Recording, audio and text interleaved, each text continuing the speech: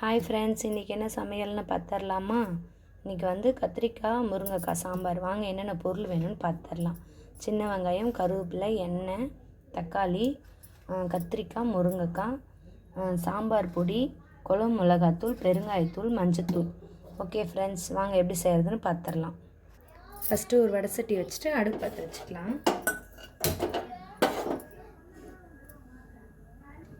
எண்ணெய் ஊற்றிக்கலாம்.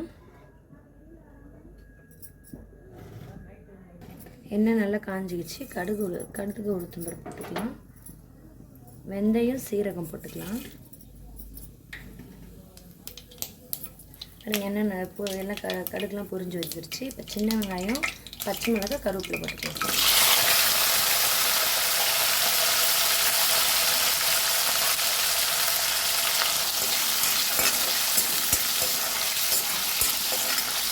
வெங்காயம் நல்லா வணங்கிடுச்சு. தக்காளி போட்டுக்கலாம்.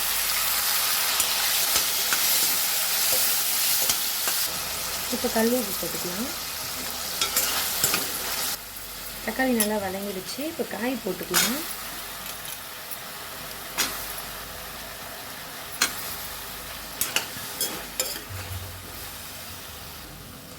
இப்போ மசாலாலாம் போட்டுக்கலாம். குழம்பு மிளகாத்தூள், சாம்பார் பொடி, பெருங்காயம், மஞ்சத்தூள் போட்டுக்கலாம்.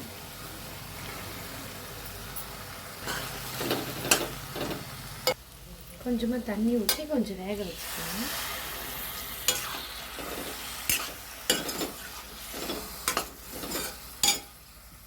நல்லா கொதிச்சிருச்சு. இப்போ பருப்பு தண்ணி ஊற்றிக்கலாம்.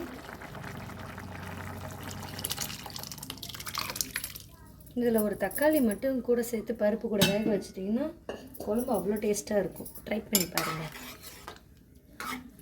இந்த மாதிரி சின்ன சின்ன டிப்ஸ்லாம் எங்கள் அம்மா சொல்லுவாங்க. இப்போ வந்து காய் நல்லா வெந்துக்குச்சு.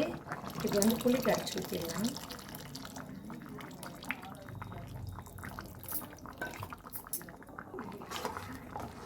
நல்லா கிளறி விட்டுடலாம்.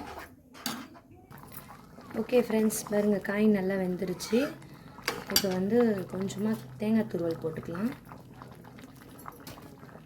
கொஞ்சம் கருவேப்பிலை பிச்சு போட்டுக்கலாம். ஆஃப் பண்ணிடலாம்.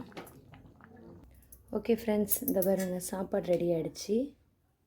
நல்லா உதிரியாக சாப்பாடு வடித்து வச்சுருக்கேன். இந்த பாருங்கள் கத்திரிக்காய் முருங்கைக்காய் போட்ட சாம்பார்.